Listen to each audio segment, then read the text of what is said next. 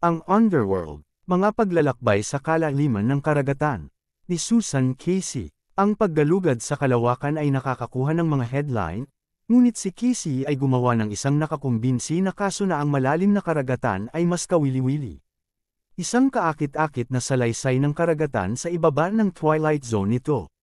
Maraming siyentipiko at adventurer ang naggalugad ng tubig hanggang 600 talampakan, kung saan halos hindi naaabot ng sikat ng araw, ngunit itinuturo ng award-winning na mamamahayag na si Casey.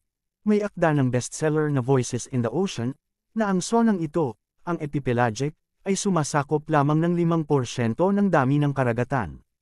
Para sa lahat ng kagandahan nito, ito ay isang kisame lamang. Ang totoong aksyon ay nagaganap sa ibaba.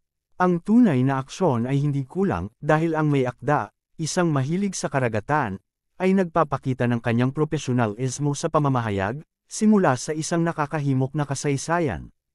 Ang malamaya na paggalugad ay humimok sa ilang mga eksperto sa ika-19 na siglo na ang kalaliman ay walang buhay, ngunit ang mga teknikal na pagsulong noong ika-20 siglo ay nagbigay daan sa mga siyentipiko na bumaba sa ilalim, 36,000 talampakan sa pinakamalalim nito, upang ipakita ang mga kakaibang anyo ng buhay, kumukulong hydrothermal vent, at mga bulkan, isang buong pamumuhay ng ecosystem sa mga kemikal at init na bumubuhos mula sa gitna ng Earth.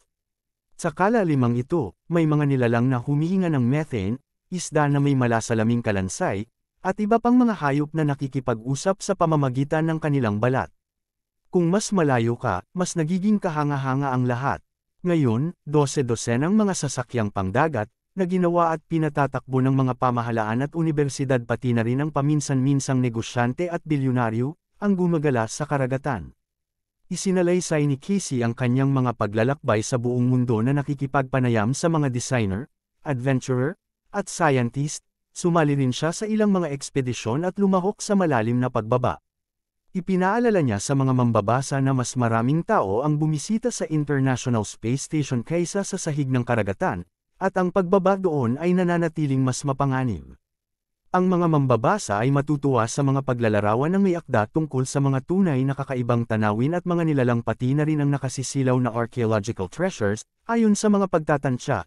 Humigit kumulang 3 milyong barko ang nananatili sa ilalim ng dagat.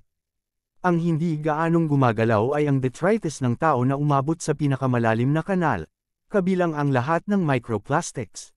Mga sintetikong hibla gayon din ang basurang pang-industriya, kemikal, at parmasyutiko, at mga bomba, mga live na bala, at mga hindi kinakailangang armas, na karaniwang itinatapon ng mga hukbo ng mundo sa dagat. Ang paggalugad sa kalawakan ay nakakakuha ng mga headline, ngunit si Casey ay gumawa ng isang nakakumbinsi na kaso na ang malalim na karagatan ay mas kawili-wili.